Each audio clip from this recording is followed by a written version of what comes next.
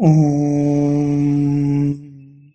यस्यात्मभूतस्य गुरुः प्रसादात् अहं विमुक्तोऽस्मि शरीरबन्धात् यस्योपदेष्टुः पुरुषोत्तमस्य तस्याङ्घ्रियुग्मं प्रणतोऽस्मि नित्यम् शारदा शारदाम्बोजवदना वदनाम्बुजे सर्वदा सर्वदास्माकं सन्निधिः सन्निधिं क्रियात् लक्ष्मीनाथसमारम्भां नाथयामुनमध्यमाम् अस्मदाचार्यपर्यन्तां वन्दे गुरुपरम्पराम् यो नित्यमच्युतपदाम्बुजयुग्मरुग्मव्यामोहतस्तदितराणि तृणाय मेने अस्मद्गुरोर्भगवतोऽस्य दैकसिन्धोः रामानुजस्य चरणौ शरणं प्रपद्ये।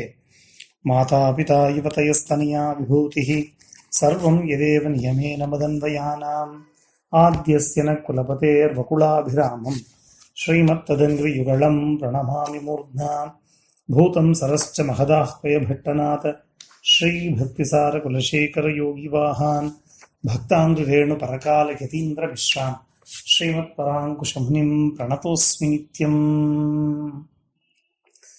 அகலகல்லேன் இறையுமென் அலர்மேல் மங்கை உரைமார்பா நிகரில் புகழாய் உலகம் உன்னுடையா என்னை ஆழ்வானே நிகரில் அமரர் முனிக்கணங்கள் விரும்பும் திருவேங்கடத்தானே புகழொன்னெல்லா அடியேன் உன் அடிக்குள் அமர்ந்து புகுந்தேனே குஷ்யதே யஸ்ய நகரே ரங்கயாத்ரா தினே தினே தமஹம் சிரசா வந்தே ராஜானம் குலசேகரம். குலசேகர ஆழ்வார் அருளி செய்த முகுந்த மாலை. இதில் 30வது ஸ்லோகத்தை சேவிக்கலாம். தத்துவம் ப்ருவாணானி புரம் புரஸ்தாத் மதுக்ஷரந்தீவ சதாம் ஃபலானி பிராவர்த்தய பிராஞ்சரி ரஸ்மி ஜிஹ்வே நமாமி நாராயண கோச்சராணி. ஹே ஜிஹ்வே, பரம் தத்துவம் ப்ருவாணானி சதாம் மதுக்ஷரந்தீவ ஃபலானி நாராயண கோச்சராணி நாமானி பிராவர்த்தய பிராஞ்சலிஹி அஸ்மி பரம் பரஸ்மாத் பரஸ்மாத் பரம் தத்துவம். வாராய் நாக்கே, பரம் தத்துவம் மிகுந்த சத்தியத்தை சொல்லுகிறேன். சத்துக்கள் முன்பு தேனை பெருக்குகின்றதும் ஆகையால் பல ரூபங்களுமான நாராயணனை பிரதிபாதிக்கவற்றான திருநாமங்களை சொல்லு. அப்படி செய்வதற்காக உனக்கு அஞ்சலி பண்ணுகிறேன். பரத்தை காட்டிலும் பரமான தத்துவத்தை நீ சொல்லுவதனால் என்று அர்த்தம். ஆழ்வார் இங்கே அஞ்சலி அப்படின்ற மகாமுத்ரைய தன்னுடைய நாக்குக்கு சொல்றார். அதாவது அஞ்சலிஹி பரமாமுத்ரா க்ஷிப்ரம் தேவ பிரசாதினி அப்படின்னு அஞ்சலி முத்திரைக்கு பெரியோர்கள் எல்லாமே ஒரு பெரிய உயர்ந்த ஸ்தானத்தை கொடுத்திருக்கிறார்கள். என்ன பூஜை பண்ணும் பொழுது முத்திரை அப்படின்றது மிக அத்தியாவசியமானது. இன்னென்ன முத்திரைகள் இன்னென்ன மனுஷனுடைய எண்ணங்களை குறிப்பதற்காக நாம் பார்க்கிறோம். பல முத்திரைகளை நாம் உபயோகப்படுத்துகிறோம். ஒரு பதார்த்தத்தை நைவேத்தியம் பண்ணணுமானா அதுக்கு இன்னின்ன முத்திரைகள், தேனு முத்திரை, அவகுண்டன முத்திரை, அப்புறம் அதை பகவான் சுவீகரிக்கும் போது பிராணாபான வியானோதான சமானன்ற மாதிரி முத்திரைகள்லாம் நம்ம உபயோகப்படுத்துறதுண்டு. இதற்கெல்லாம் சாமான்யமான முத்திரைகள். ஆனா அஞ்சலிக்கு மட்டும் பரமாமுத்ரா அப்படின்னு பேர். ஏன்னா மிகுந்த உயர்ந்த முத்திரையாது. ஏன்னு கேட்டா, பகவான் காலோஸ்மி லோக க்ஷேக்ரத் பிரவர்த்தகான் எப்பவுமே பிரவர்த்திச்சுட்டு இருக்க பகவான இந்த அஞ்சலி முத்திரை யார் பண்றாளோ அந்த அஞ்சலி முத்திரையானது ஒரு நிமிஷம் அப்படி தடுத்து நிறுத்தி என்ன விஷயம் அப்படின்னு கேட்க வைக்குமா.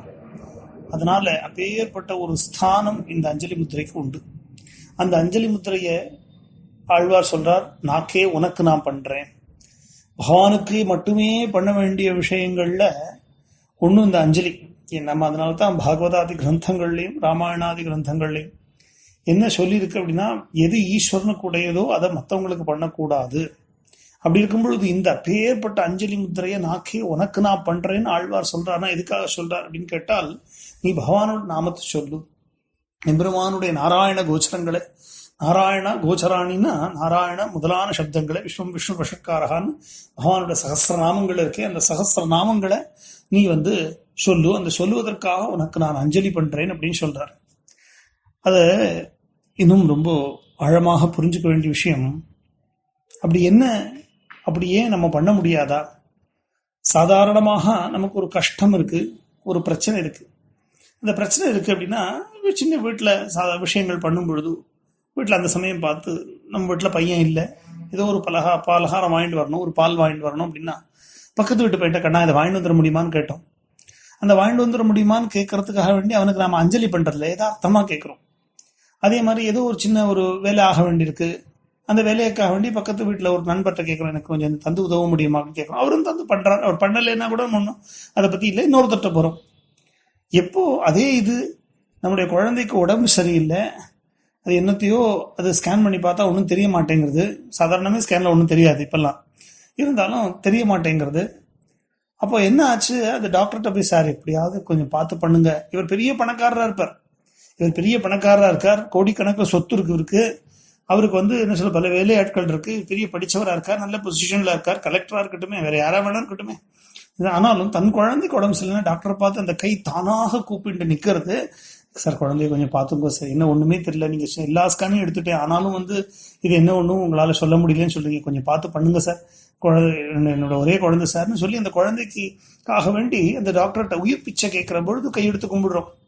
அதுதான் ஒரு அம்மாள் தன்னுடைய பர்த்தாவுக்காக வேண்டி டாக்டர்கிட்டயோ உயிர் பிச்சை கேட்குறான். எவனோ ஒருத்தன் ஏதோ தப்பு பண்ணிட்டான், போலீஸ்காரன் பிடிச்சிட்டு போகிறான். அப்போ அந்த மனைவியானவள் அந்த போலீஸ்காரன் எவனே தெரியாது, பர்த்தாவுக்கு மட்டும்தான் காலில் விழலாம் ஒரு ஸ்திரீ. அப்படி இருக்கும்பொழுது எவனே என்னே தெரியாத அவன் காலில் விழுந்து என்ன எப்படியாவது என் விட்டுருங்க சார், தெரியாமல் பண்ணிட்டார், இவருக்கு சேர்க்க சரியில்லை, அதனால காலில் கையை பிடிச்சி காலில் விழுந்து 2 கையும் அஞ்சலி முத்திரையில கேட்குறான்.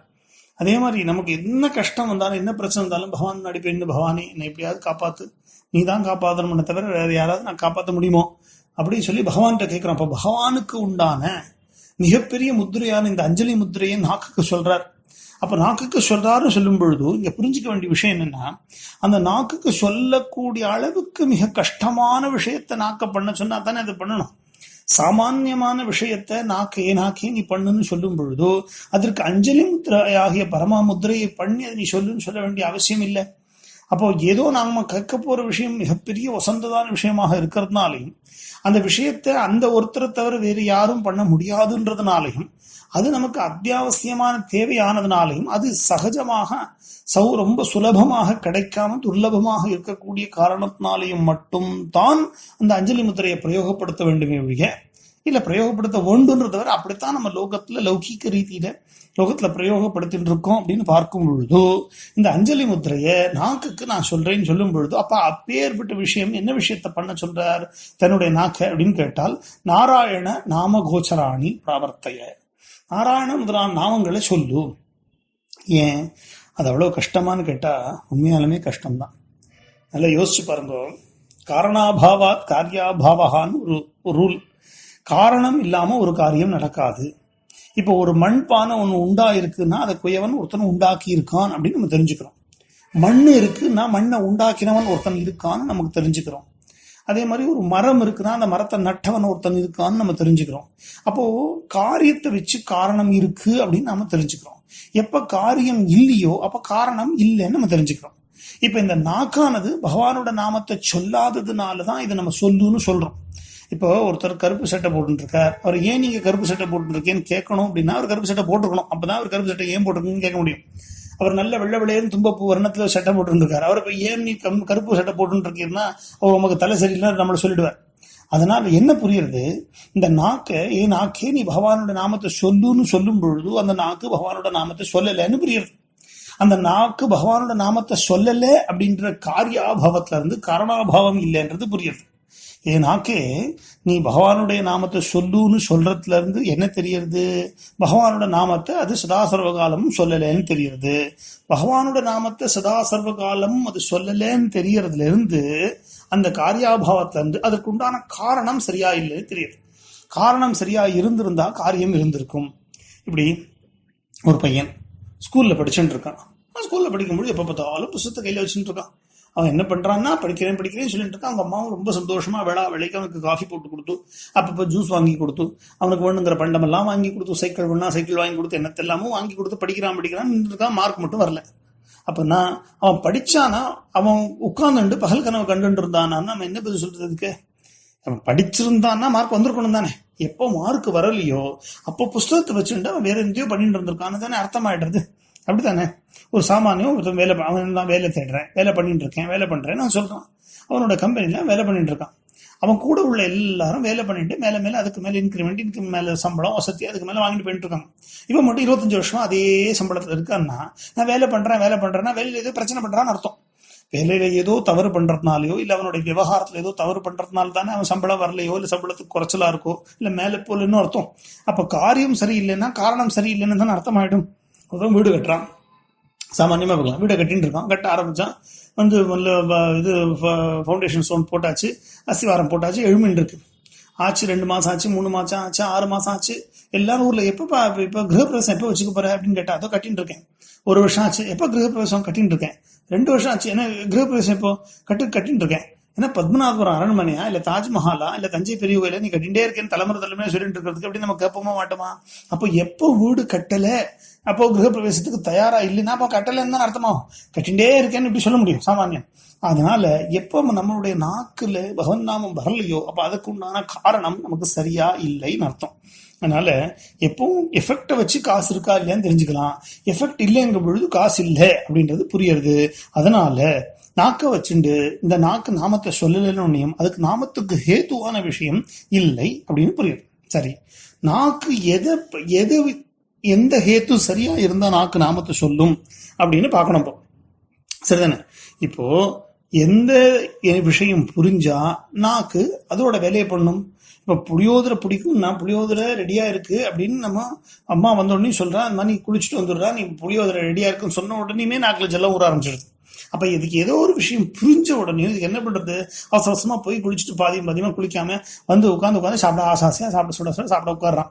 அப்ப அதுக்கு ஏதோ ஒரு விஷயம் புரிஞ்சுது, அதனால நாக்கு அந்த வேலையை பண்ணித்து. அந்த விஷயம் அப்படி புரிய வேண்டிய விஷயம் என்ன, எது எப்படி செயல்படணுமோ அப்படி செயல்படுறதுக்கு அது அப்படி புரிஞ்சிருந்தா மட்டும்தான் அது செயல்படும். இங்க நாக்கு ஒரு உபலட்சணம் தான். நாக்க மட்டும் நாக்க நாமத்தை சொல்றதுக்கு சொல்லியிருக்கார் அவர். நம்முடைய எல்லா இந்திரியங்களும் அதுபடி செயல்படணும்னா அதுக்கு மொத்தமாக ஒரு விஷயம் நமக்கு புரிஞ்சிருக்கணும். புரிஞ்சிருந்தா மட்டும்தான் அந்த மாதிரி செயல்பட முடியும். இப்போ வாஸ்தவமா நம்ம என்ன பண்றோம், ரோட்ல போயிட்டு இருக்கோம், திடீர்னு இடி இடிக்கிறது. இடி இடிச்ச உடனே காதை முடிக்கிறோம். ஏன்? இடி சத்தம் நம்ம காதை அஃபெக்ட் பண்ணக்கூடாதுனால முடிக்கிறோம். அதே இது போகும்பொழுது ரோட்ல ஏதோ ஒரு டீ கடையில் நமக்கு பிடிச்ச சங்கீதம் இருக்குது, நம்ம மெதுவா கிராஸ் பண்ணி போறோம். நம்ம போகணும், ஆனா மெதுவா போறோம். ஏன் போறோம்? அந்த சங்கீதத்தை கொஞ்சம் ரசிக்கிறதுக்காக வேண்டி போறோம். அதே மாதிரி இப்போ ஒரு பெரிய ஒரு ஃபோக்கஸ் லைட் முகத்துக்கு முன்னாடி அடிச்ச உடனே டக்குன்னு கண்ணை மூடிடுறோம். ஏன்? அது நம்மளை அஃபெக்ட் பண்ணும் அப்படின்னால கண்ணை மூடுறோம். அதே இது ஒரு இனிமையா பாக்குறதுக்கு ஒரு பொருள் இருந்தது அப்படின்னு சொன்னா உடனே அதை இன்னும் கண்ணு நமக்கு பிடிச்ச பொருளா இருந்தா அது கண்ணை உத்து பாக்குறோம். சரி, அதே மாதிரி ஒரு தொடுதல் ஸ்பர்ஷம்னு பார்க்கும் பொழுதோ ஒரு குழந்தைகளை தொடறதுக்கு ஆசையா இருக்கும், ஒரு புஷ்பத்தை தொடறதுக்கு ஆசையா இருக்கும், மழை தண்ணீரை தொடறதுக்கு ஆசையா இருக்கும், புல்லு தொடறதுக்கு ஆசையா இருக்கும். இப்படி தொடக்கூடிய ஸ்பர்ஷ வஸ்துக்கள் எல்லாம் தொடறதுக்கு ஆசையா ஏன் இருக்கு?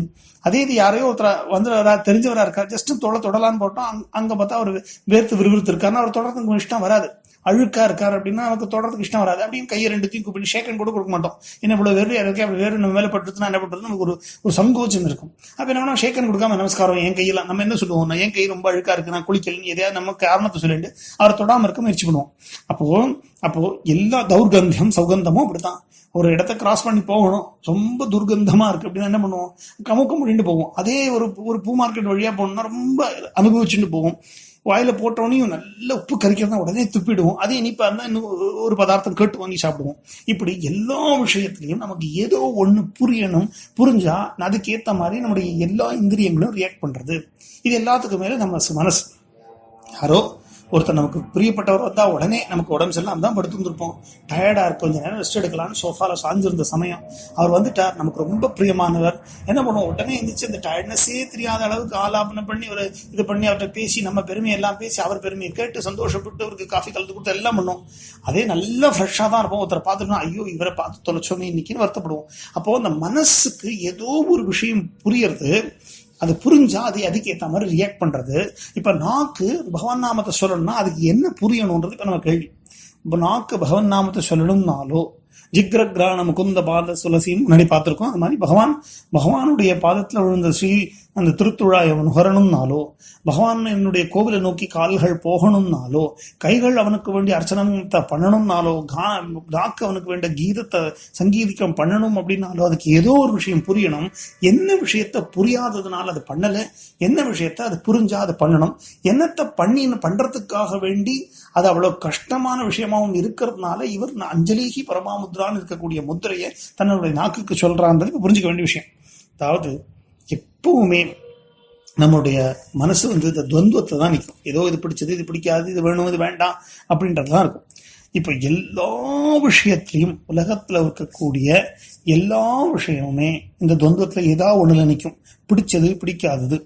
அந்த பிடிச்சது பிடிக்காதுன்னு இப்போ ஒரு பொருள் இருக்கு வச்சுக்கோங்க. இப்ப நம்ம சாதாரணமா பார்த்தா வெந்நீர், வெயில் காலத்துல வெந்நீர் சாப்பிட முடியுமோ? முடியாது. அதே நமக்கு ஜுரம் வந்தா அதே வெயில் காலத்துல நம்ம வெந்நீர் கேட்டு வாங்கி சாப்பிடுறோம். சரியா? வெயில் காலத்துல நமக்கு ஏதோ ஒரு குளிர் ஜுரம் வந்துருச்சுன்னு வச்சுக்கோங்க, வெந்நீரை கொண்டு வந்து கொடுத்தா நம்ம வேணும் கேட்டு வாங்கி சாப்பிடுறோம். அந்த இடத்துல ஐஸ் வாட்டர் நம்ம ரெகுலரா குடிக்கக்கூடிய ஃப்ரீசர்ல இருந்து எடுத்த வாட்டரா குடிக்கிறோம் அப்படின்னு ஒரு பழக்கம் வச்சுருக்கோம். அதை குளிர் ஜுரம் இருக்கும் போது குடிக்க முடியுமோ? முடியாது. அப்போ இந்த பேதத்துல இருந்து என்ன தெரிஞ்சுக்கிறோம்? உலகத்துல இருக்கக்கூடிய எல்லா பொருட்களுமே அது நம்ம தட்பவெப்பங்கள் மாறும் பொழுதோ, நம்ம சரீர அவஸ்தை மாறும் பொழுதோ, மனசினுடைய அவஸ்தை மாறும் பொழுதோ நம்ம அதுக்கேற்ற மாதிரி நம்ம மாறுறோம். இப்போ ஒருத்தர் நம்ம பிறந்ததுல இருந்து இன்னிய தேதி வரல நமக்கு என்ன வயசாகிறதோ அஷ்மின்ஷண பர்யந்தம் யாரும் ஒருத்தர் பிடிச்சவர்னு எப்பவுமே கிடையாது, பிடிக்காதவன் எப்பவுமே கிடையாது. நீங்க நல்லா பார்த்துக்கோங்களேன், நம்ம முன்னாடி ஒரு சேர் இருக்கு, அது ஒரு மியூசிக்கல் சேர். அந்த மியூசிக்கல் சேர்ல யாராவது ஒருத்தர் உட்கார்ந்துட்டு இருப்பாங்க. அதுல பிடிச்சவர் அப்படின்னு ஒரு சீட்டு, பிடிக்காதவர் இன்னொரு சீட்டு. இந்த ரெண்டு சீட்லையும் எப்ப பார்த்தாலும் யாராவது உட்கார்ந்துட்டு இருப்பாங்க. ஆட்கள் மாறிண்டே இருக்கும். இந்த மாறுறதுல என்ன ரொம்ப விசேஷம்னா, பிடிச்சவரும் பிடிக்காதவரும் அந்தந்த சீட்ல உட்கார்ந்தாலும் கொஞ்ச நாள் கழிச்சு பிடிக்காதவர் பிடிச்சவர் சீட்லையும் பிடிச்சவர் பிடிக்காத சீட்லையும் வருவாங்க. நம்ம அவங்க பிடிக்காதவர்கிட்ட என்னென்னலாம் பிடிச்சவரை பத்தி சத்தியா பேசணுமோ அதை அப்படியே மாறும் பொழுது ரிவர்ஸ்ல பேசுவோம். என்னத்தெல்லாம் பிடிக்காதவரை பத்தி துவேஷிச்சு பேசணுமோ அதை பிடிச்சவர் ஆகும்போது திருப்பி அதே மாதிரி ரிவர்ஸ்ல பேசுவோம். அப்போ இதுல இருந்து என்ன தெரியுது?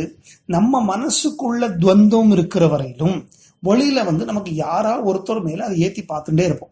நம்ம மனசுக்குள்ள துவந்தம் இருக்கிறவர்களும் பிசிக்கலா இருக்கக்கூடிய நம்ம உடம்புக்கு தேவையான பொருட்களோ இல்லையோ அதை மாத்தி மாத்தி பார்த்துருப்போம். குளிரோ வெயிலோ, நல்லதோ கெட்டதோ, மழையோ, என்ன சொல்றது, காய்ச்சலோ, எல்லா விதமான விஷயங்களும் மாறிக்கொண்டே இருக்கக்கூடியவை. மாறிக்கிட்டே இருக்கிற பொருளுக்கு தான் அனித்தியம்னு பேர். அனித்தியம்னா என்ன? நித்தியம்னா என்ன? எப்பொழுதுமே இருக்கக்கூடியது. நித்தியம்னா என்ன? எப்பொழுதுமே இருக்கக்கூடியது. எப்பொழுதுமே இருக்க ஒரு பொருள் இல்லாதனால அதுக்கு அனித்தியம்னு பேரு. இப்பவுமே இன்பத்தை திறக்கக்கூடியதுக்கு சுகம்னு பேரு. அப்பப்போ தந்துட்டு அப்பப்போ போய் நம்ம பாடாப்படுத்தும் போது அதுக்கு அசுகம்னு பேரு. அப்ப இந்த அனித்தியமும் அசுகமுமாக இருக்கக்கூடிய இந்த உலகத்துல அனித்தியமும் அசுகமாக இருக்கக்கூடிய இந்த உலக பொருட்கள் எப்பொழுதுமே மாறிட்டு இருக்கிறதுனால எப்பவுமே அவர் நிலையான இன்பத்தை தர மாட்டாது. ஏன்னா உலகத்தோட நேச்சர் அனித்தியமும் அசுகமும். உலகத்துடைய நேச்சர் அனித்தியமும் அசுகமுமாக இருக்கிறதுனால நம்முடைய மனசுடைய விகாரத்துக்கு ஏற்ற மாதிரி, நம்மளுடைய மனசினுடைய அப்போதைக்கு அப்போது இருக்கக்கூடிய சத்வ ரஜ தம குணங்களுடைய சேர்க்கைக்கு ஏற்ற மாதிரி, நம்முடைய மனசுல அப்பப்போ இருக்கக்கூடிய எழக்கூடிய ஆசா பாசங்களுக்கு ஏற்ற மாதிரி நமக்கு ஆப்போசிட்ல இருக்கக்கூடிய பார்ட்டியினுடைய ஆளினுடைய வஸ்துவினுடைய தன்மையும் நமக்கு மாறி மாறி தென்பட்டுட்டே இருக்கும். அதனால இது எல்லாமே அனித்தியமும் அசுக்கமும் தான். இதுல எந்த விதமான சந்தேகமும் இல்லை. அப்படி இருக்கும் பொழுதோ இங்கதான் முக்கியமான, இப்பதான் நம்ம விஷயத்துக்கு வரோம். இந்த அனித்தியமான அசுக்கமான விஷயங்களை பத்தி தானே நம்ம பேசிட்டு இருக்கோம். காலையில எழுந்ததுல இருந்து ஆரம்பிச்சு ராத்திரி படுத்துக்க போறது வரையிலும் நம்ம பேசக்கூடிய விஷயங்கள் எல்லாமே இந்த உலகத்தை பத்தினதுதான். இந்த உலகத்தில் இருக்கக்கூடிய விஷயங்களை பத்தினதுதான், வஸ்துக்களை பத்தினதுதான், நம்முடைய மனசனுடைய சஞ்சாரத்தை பத்தினதுதான். இப்படி இருக்கும் பொழுது உலகத்தினை பத்தினது, இப்போ ஒரு பொருள் இருக்கு, ஒரு கடையில தான் கிடைக்கும் அப்படின்னா அந்த கடையில அந்த பொருள் வாங்கினா அந்த அப்போ கடையில உள்ள பொருளை பத்தி பேசும் பொழுது அந்த கடையில வாங்கின பொருள் தானே இல்லையா? அப்ப அதனோட முத்திரை தானே அதுல இருக்கும், அதோட ஸ்டிக்கர் தானே அதுல ஒட்டின்னு இருக்கும். இப்போ அந்த கடையில இருந்து எந்த பொருளை வாங்கினாலும் அந்த கடையோட ஸ்டிக்கர் தானே இதுல ஒட்டியிருப்பான் இல்லையா? அப்படி இருக்கும் பொழுது உலகம்ன்ற கடையில இருந்து வாங்கக்கூடிய எந்த பொருளையும் அனித்தியம் அசுக்குன்ற கேரக்டர் இருக்கும். பாத்தீங்களா? உலகம்ன்ற கடையில இருந்து வாங்கக்கூடிய எந்த பொருள்லையும் அனித்தியம் அசுக்கம்ன்ற சுபாவம் அதுல நிறைஞ்சிருக்கும். அப்படி இருக்கும் பொழுது அனித்தியமான அசுக்கமான விஷயத்தை ஏன்னாக்கே பேசிட்டு இருக்கு நீ? திரும்பவும் சொல்றேன், அனித்தியமான அசுக்கமான விஷயத்தை பத்தி நீ ஏன் பேசிட்டு இருக்க? இந்த அனித்தியமான அசுக்கமான விஷயத்தை விலக்கி நித்தியமான சுகமான விஷயத்தை பேசுறதுக்குத்தான் என்ன பேருன்னு கேட்டா விவேகம்னு பேர். இப்பதான் விஷயத்துக்கு வரோம். நாக்கே நீ கொஞ்சம் விவேகத்தோட செயல்பட மாட்டியோ? ஏன் சொல்றேன் தெரியுமோ? நீ எப்பவும் என்ன விஷயத்தை பத்தி பேசுற? எது மாறுபாடு உடையதோ, நேத்திக்கு இருந்து இன்னைக்கு இல்லாம இருக்கோ, நேத்திக்கு இல்லாம இருந்து இன்னைக்கு இருக்கோ, இல்ல இன்னைக்கும் நேத்திக்கும் இருந்தும் இல்லாமலும் இருந்து எப்ப எது மாறும்னு தெரியாம இருக்கோ, அந்த அனித்தியமான அசுக்கமான விஷயத்தை பத்தி நீ பேசிட்டு இருக்க. அதனால உன்னுடைய பேச்சுல எப்போ முரண்பாடு இருந்துட்டே இருக்கு. இப்ப முரண்பாடு இருக்கிறதுனால அது நித்திய வஸ்துவாகவே இருக்க முடியாது. எப்ப நித்திய வஸ்துவாகவே இருக்க முடியாதோ அப்ப ஆட்டோமேட்டிக்கா உன்னுடைய மனம் சஞ்சலத்துல இருக்குன்றது புரியுது. உன்னுடைய மனம் எப்ப சஞ்சலத்துல இருக்கோ அப்ப ஆல்ரெடி அது துக்கத்துல இருக்கு. அந்த துக்ககரமான இருக்கக்கூடிய விஷயத்தை ஏன் பேசுற? சுககரமான இருக்கக்கூடிய விஷயம் ஆனாலுமே கூட அது கொஞ்ச காலம் தானே, அல்ப சொல்ப நேரம் தான் அது சுகத்தை தருது. அது முடிஞ்சு போன உடனே துக்கத்தை தந்துடுறது. அல்ப சொல்ப நேரம் தான் துக்கத்தை தருது. அந்த துக்கம் மனசுல இருந்து 60 சினம் சொன்ன மாதிரி அது இறங்கின உடனே சுகத்தை தருது. இப்போ இந்த விஷயத்துக்கு தான், இந்த விஷயத்தை புரிஞ்சுக்கிறதுக்கு தான் விவேகம்னு பேரு. பிரம்ம சத்தியம் ஜெகத் மித்யா இத்தியேவம் ரூபோ விநிச்சய சோயம் நித்யா நித்திய வஸ்து விவேகா சமுதாகிருதா அப்படின்னு விவேக ஆச்சாரியர் சொல்றார். அப்போ ஈஸ்வரன் மட்டும்தான் சத்தியம். உலகத்தில் இருக்கக்கூடிய எல்லா பொருளுமே மித்தியை தான். அதனால அதை பத்தி பேசாத. நீ எப்பப்பெல்லாம் உலகத்தில் உள்ள பொருட்களை பத்தி பேசுறியோ அப்ப எப்பவுமே நீ தப்பு பண்ணிருக்க அப்படின்றத புரிஞ்சுக்கோ. எப்பப்பெல்லாம் உலகத்தில் உள்ள பொருட்களை பத்தி பேசுறியோ அப்பவெல்லாம் நீ தப்பு பண்ணிருக்கேன்றதை பத்தி பேசுக்கோ. அப்ப உலகத்தில் உள்ள பொருட்களை பேசும் பொழுது எப்படி ஈஸ்வரனுடைய பொருள் உனக்கு வாயில வரும்? ஏதோ ஒண்ணுதானே வர முடியும். ஈஸ்வரனுடைய பத்தி எப்படி பேச்சு வரும்? வர முடியாது இல்ல. ஏன்னா இந்த இடத்துல புரிஞ்சுக்கணும், ஏன் நம்ம உலகத்தில் உள்ள பொருட்களை பத்தி பேசுறோம் அப்படின்னா நமக்கு அது மேல பற்று இருக்கிறதுனால, அதை சத்தியம்னு நினைக்கிறதுனால பேசுறோம். கீதையில பகவான் அழகா சொல்றான், இந்திரியாணாம் ஹிச்சரதாம் என்மனோனு விதீயத்தே ததஸ்ய ஹரதி பிரக்ஞாம் வாயுர் நாவம் இவ அம்பசி. தண்ணீரில் மிதக்கின்ற படகை காற்று இழுத்து அலைக்கழிப்பது போல் உலகியல் சுகங்களில் ஈடுபடுகின்ற புலன்களை தொடர்ந்து செல்லுமாறு மனத்தை விட்டால் அது விவேகத்தை அழிக்கிறது. இப்போ உன் மனசு எங்க இருக்கு? உலகியல்ல இருக்கு. அப்ப என்ன ஆயிடும்? அழிஞ்சு போயிடும். உன்னோட மனசு எங்க இருக்கு? அது உலகியல்ல இருக்கு. அது பெரிய புயல் காத்தடிக்கும் போது ஒரு சின்ன படகு என்ன பாடுபடுமோ அது மாதிரி மனம் அலைக்கழிக்கப்பட்டு விவேகத்தை இழக்கிறது. சரி, அப்போ எப்போ அதை பத்தி நாம பேசாம இருக்க முடியும் கேட்டா, விகாய காமாங்கிய சர்வான் புமான் சரத் நிஸ்பிரகா நிர்மமூல அகங்கார சசாந்திம் அதிகச்சதி. சிம்பிளா ஒரு கேள்வி கேட்போம். யாரா வேணா இருக்கலாம். கலெக்டரா இருக்கலாம், பெரிய ஜட்ஜா இருக்கலாம், வக்கீலா இருக்கலாம், டாக்டரா இருக்கலாம், இன்ஜினியரா இருக்கலாம், சார்ட்டர்ட் அக்கௌண்டண்டா இருக்கலாம், பெரிய ஏன் மட்டாதிபதியாவே இருக்கலாம், சன்னியாசியா இருக்கலாம். உனக்கு சாந்தி வேணுமா வேண்டாமா? இதான் சிம்பிளான கேள்வி. வேணும்னு சொன்னா இதை நம்ம ஃபாலோ பண்ணி ஆகணும். யார் எல்லா ஆசைகளையும் விட்டு விட்டு பற்றின்றி நான் எனது என்ற எண்ணங்கள் இங்கு வாழ்கிறானோ அவன் அமைதியை அடைகிறான். வேற எவனாலையும் அமைதியை அடைய முடியாது. சிம்பிள். கீதை பிரமாணம், சாஸ்திரமே பிரமாணம். பகவானே கீதாச்சாரியனே சொல்றான், யார் எல்லா ஆசைகளையும் விட்டு விட்டு பட்டின்றி நான் எனது என்ற எண்ணங்கள் இன்றி வாழ்கிறானோ அவன் அமைதியை அடைகிறான். அப்ப மொத்தமா அடையறதில்ல. எப்பெல்லாம் உன் மனசு உலகத்துல இருக்கோ அப்ப நீ கண்டிப்பாக அடைய முடியாது.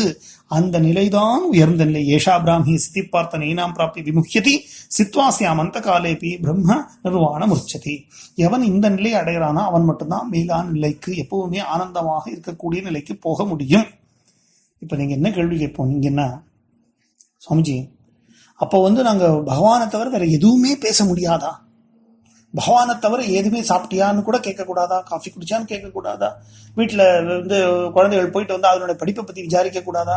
இல்ல என்ன சொல்றது, நமக்கு வேலையை பத்தி பேச கூடாதா? பணம் சம்பாதிக்கிறத பத்தி பேசக்கூடாதா? அப்புறம் என்ன சொல்றது, நல்லது கெட்டதுங்களுக்கு போகக்கூடாதா? அப்புறம் உள்ள நடக்கக்கூடிய கல்யாணங்கள், விசேஷங்கள், உபநயனாதிகள் இதுக்கெல்லாம் போய் அந்த குசலம் விசாரிக்கிறதுன்னு ஒன்று பழக்கம் இருக்கு, அது எதுவுமே பண்ணக்கூடாதா? இப்ப எல்லாம் எவ்வளவோ ப்ராப்ளம்ஸ் வந்துட்டு இருக்கு, அந்த ப்ராப்ளத்தை பத்தி பேசக்கூடாதா? நம்ம நாடே தண்ணி இல்லாம தவிக்கிறது, அந்த தண்ணியை பத்தி பேசக்கூடாதா? எதையுமே பேசக்கூடாம ஈஸ்வர சிந்தனை பண்ணணும்னு மட்டுமே நினைச்சுட்டா எப்படி சாத்தியம்? அது ஒரு சாமானியனுக்கு எப்படி இது சாத்தியம் முடியுமா? அப்படி யாராவது லோகத்துல இருக்காங்களா? இதுதான் தர்மம், எப்படி முடியாத விஷயத்தை பத்தி எப்படி பகவான் தர்மம்னு சொல்ல முடியும் அப்படின்னு நம்ம ஒரு கேள்வி கேட்கலாம். அது எப்படி தெரியும் அப்படின்னா, புத்திசாலித்தனமா தெரியும். இங்கதான் ரொம்ப முக்கியமான ஒரு விஷயம் கவனிக்கணும். நம்ம ஏன் பேசுறோன்றது எப்பவுமே நம்ம தேவைக்காக வேண்டி பேசுறது கிடையாது. உண்மையாலுமே நமக்கு என்ன தேவையோ அதை பத்தி மட்டும் நம்ம பேசுறது இல்லவே இல்லை. நமக்கு என்ன ஆசையோ அதை பத்தி பேசுறோம். நல்லா தெரிஞ்சு வச்சுக்கோங்க. நமக்கு என்ன தேவையோ அதை பத்தி மட்டும் நம்ம பேசுறது இல்லை, நமக்கு என்ன ஆசையோ அதை பத்தி மட்டும் பேசுறோம். ஒரு உதாரணம் சொல்றோம், ரொம்ப லௌகீக ரீதியான ஒரு உதாரணம் சொல்லலாம்னா, ஏடிஎம் கார்டுடைய அந்த நம்பரை ப்ரெஸ் பண்ணும் பொழுது அதுக்கு என்ன தேவையோ அந்த 4 நம்பரை மட்டும்தான் நம்ம ப்ரெஸ் பண்ணுவோம். அதிகப்படியாவோ கம்மியாவோ ஒரு நம்பர் ப்ரெஸ் பண்ண மாட்டோம். இப்போ 2016 அந்த நம்பர் இருந்ததுன்னா 2016க்கும் 15க்கும் என்ன ஒரே ஒரு நம்பர் தானே வித்தியாசம், கம்மியாக ப்ரெஸ் பண்ணுவோமோ? மாட்டோம். இல்லை 2017க்கும் 16க்கும் என்ன ஒரே ஒரு நம்பர் தானே வித்தியாசம் அப்படின்னு சொல்லி ஜாஸ்தியாக ப்ரெஸ் பண்ணுவோமோ? மாட்டோம். அப்போ என்ன தேவையோ அதை கச்சிதமாக அதை மட்டும்தான் நம்ம ப்ரெஸ் பண்ணுவோம். ஏன்னா அதை விட ஜாஸ்தியாவோ கம்மியாவோ ப்ரெஸ் பண்ணினா இல்லை அந்த கோடை கொடுத்தா அது நமக்கு பணத்தை தராதுன்னு நமக்கு தெரியும். இப்படிதான் ஒரு இமெயிலில் பாஸ்வேர்டு போடும் பொழுது ஒரு லெட்டர் தானே முன்ன பின்ன போட்டு போய் என்னைக்காவது போட்டிருக்கோமோ? ஏவுக்கும் பிவுக்கும் என்ன வித்தியாசம்? அடுத்த நம்பர் தானே, அடுத்த ஆல்பபெட் தானே போட்டிருக்கோமோ? போடுறதில்ல. ஏன்? பாஸ்வேர்டை மாற்றி போட்டால் பணம் வராதுன்னு தெரியும், இமெயிலுக்குள்ளே போக முடியாதுன்னு நமக்கு தெரியும். இதுதான் தேவைங்கிறது. ஆசைக்கு பார்க்குறோம் அப்படின்னு சொன்னால் பெஸ்ட் எக்ஸாம்பிள் நம்ம கூகுளில் சர்ச் பண்ணுறது. கூகுளில் நம்ம எதையாவது போய் சர்ச் பண்ணணும்னு ஆரம்பித்தோம்னா நம்ம ஓணுங்கிறத மட்டும் பார்க்கவே மாட்டோம். அப்படியே கை நோண்டிகிட்டே இருக்கும். அது என்னங்கெல்லாம் போகிறதோ சுற்றி அடித்து முடிச்சிருக்கும் போது ஒரு 1.5 மணி நேரம் காலியாயிருக்கும். அவ்வளோதான், வெறும் இல்லை. ஸோ இதுதான் தேவை ஆசைன்றது. அப்போ நம்முடைய தேவைக்கும் ஆசைக்கும் உண்டான டிஃப்ரென்ஸ் நமக்கு புரிஞ்சா நம்ம தேவையானதை மட்டும் பேசிப்போம், தேவையான அளவு மட்டும் அந்த விஷயத்தை பற்றி பேசுவோம். ஆசைப்படுறதுக்கெல்லாம் பண்ணி நம்முடைய கால விரயம், மனோநாசம் பண்ண மாட்டோம். இப்ப நீங்க இன்னொரு கேள்வி கேட்கலாம், அது ஏன் பண்ணணும்? ஏன் நாங்க அப்படி இருக்கணும்? அவசியமே கிடையாது. ஏன் இப்போ 2 வார்த்தை பேசிடுறதுனால இன்னும் கெட்டு போயிட போறது? 2 பேருக்கு அன்பா இருந்துடுறதுனால என்ன மோசம் போயிட போறது? 2 உலக விஷயங்கள் தெரிஞ்சுக்க வேண்டாமா? உலகத்தை பத்தி என்ன சொல்றது? நாட்டு நடப்பு புரிய வேண்டாமா? நாட்டு நடப்பு புரியாம குடும்பத்துல இருக்க முடியுமா? நாட்டு நடப்பு புரியாம வெளியில போனா என்ன சொல்றது, வாழ முடியுமா?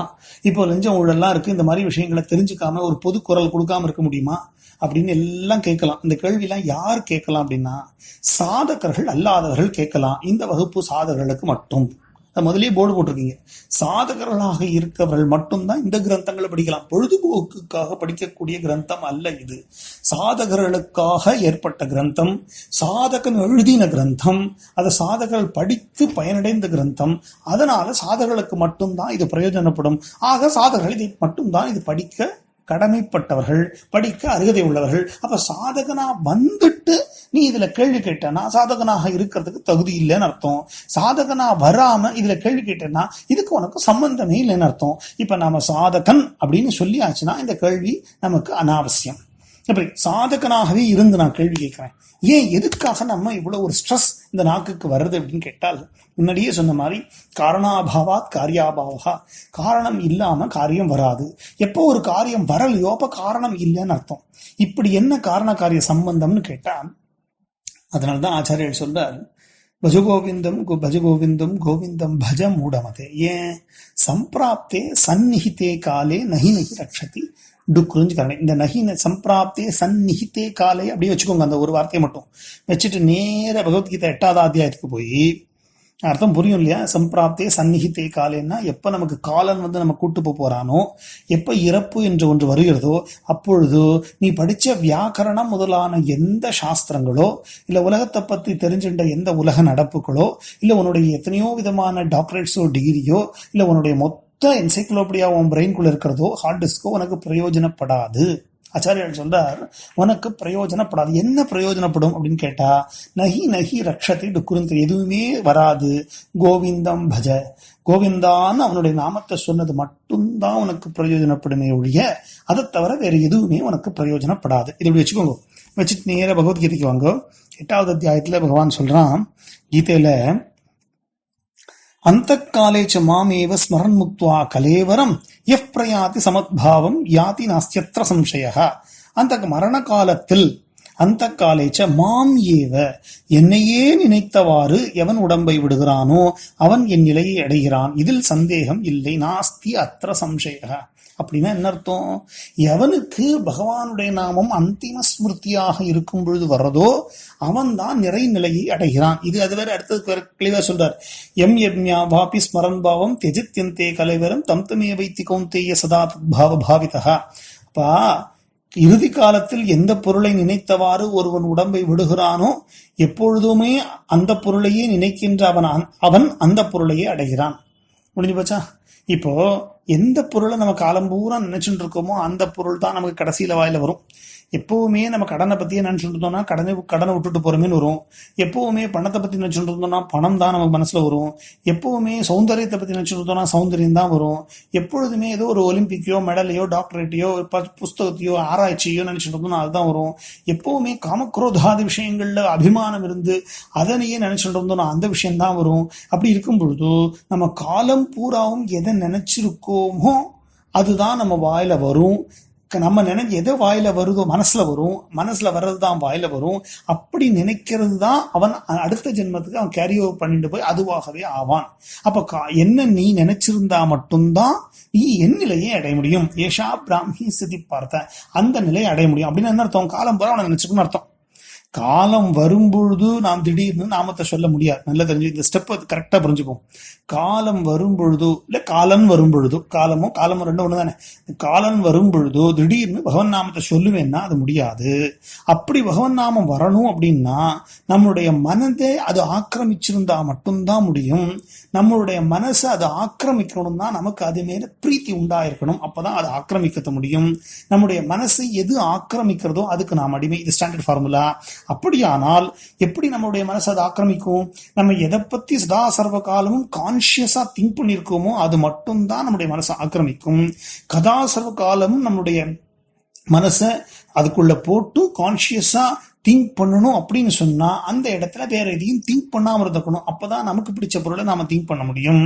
வேற எதையுமே பற்றி திங்க் பண்ணாம இருந்தா மட்டும்தான் அந்த வெளி விஷயங்கள் உள்ள போகாம இருக்கிற விஷயமே இருந்து அந்த வெளி விஷயங்கள் திங்க் பண்ணாம இருக்கிறதுக்கு உண்டான ஹேத்து காரணமாகப்பட்டது தெளிவாக இருந்தால் வேற எந்த விஷயங்களும் வராம நம்முடைய மனசானது நாம நினைச்ச பொருளையே நினைச்சுட்டு இருக்கும். அப்படி உண்டான ஹேத்து என்ன அப்படின்னு கேட்டால் வேற எதுவுமே நமக்கு பிரயோஜனப்படாது. அனித்தியம் அசுகம் லோகம்ன்ற ஃபார்முலா. இப்ப ரிவர்ஸ்ல வரேன்.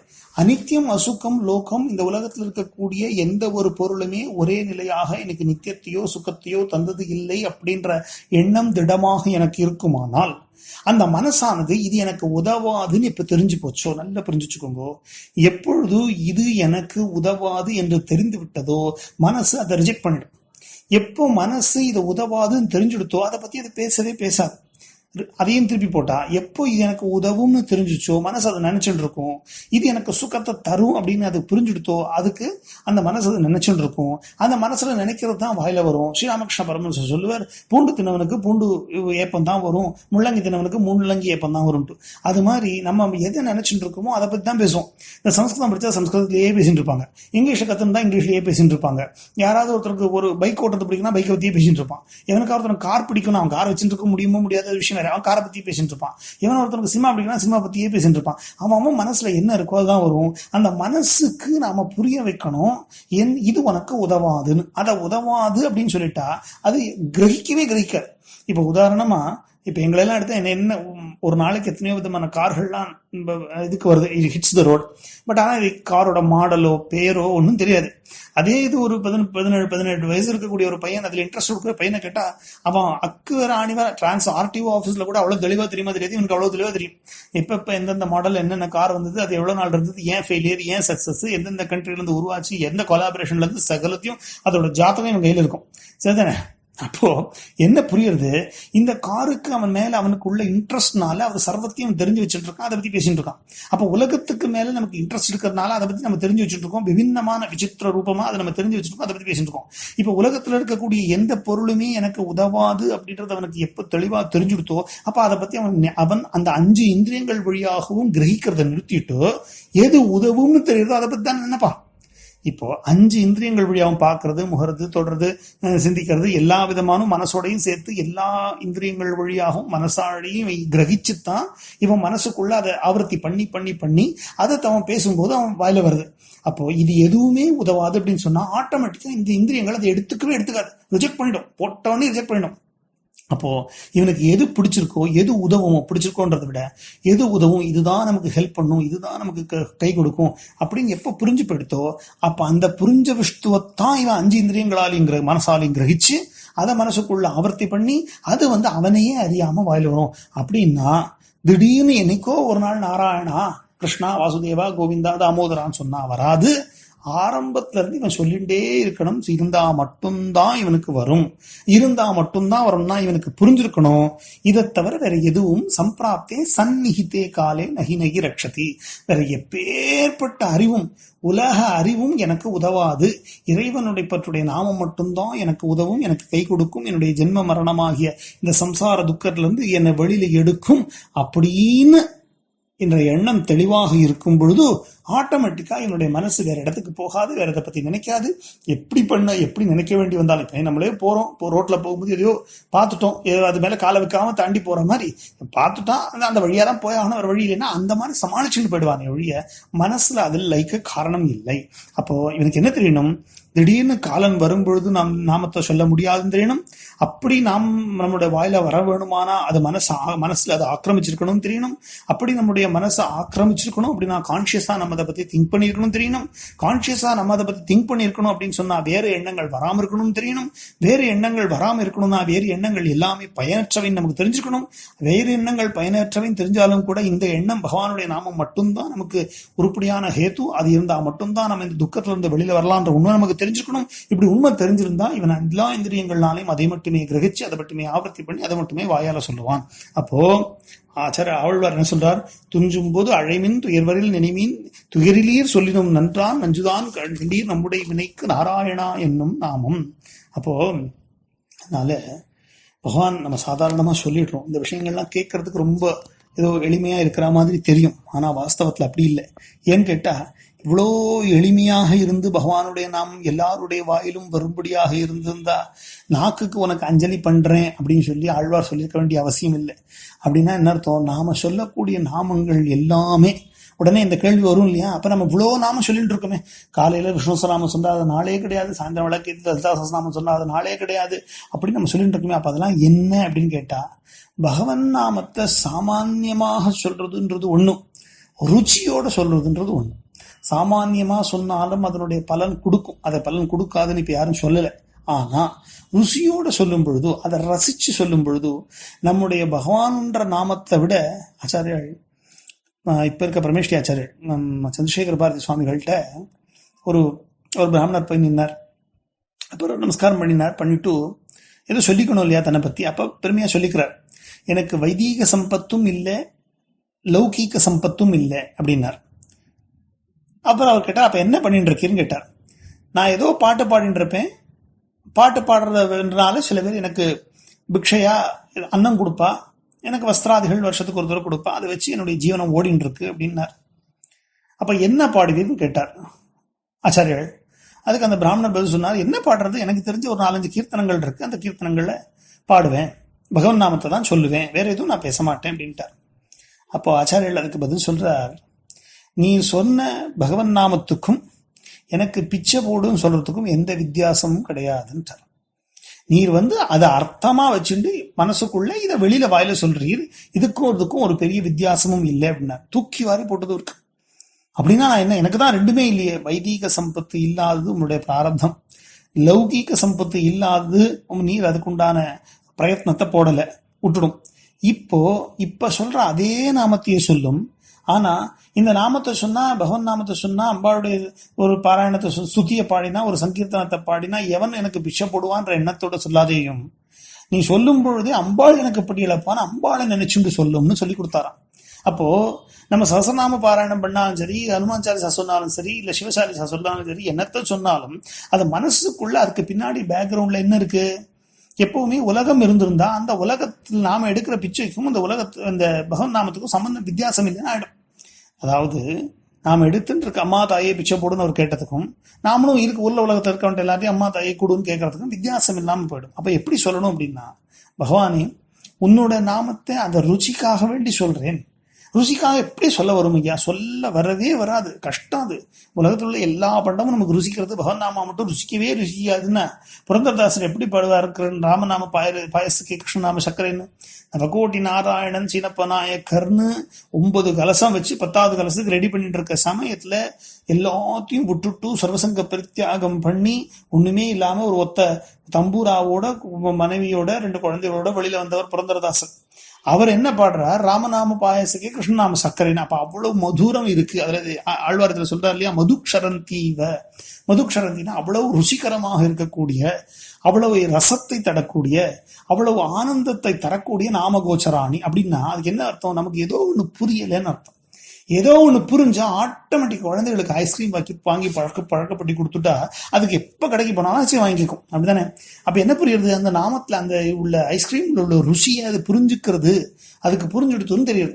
அந்த ஐஸ்கிரீம் உள்ள ருசி அதுக்கு புரிஞ்சுதுன்னு தெரிஞ்சதுனால நம்ம உலகமே நாக்குக்கு அடிமை தானே.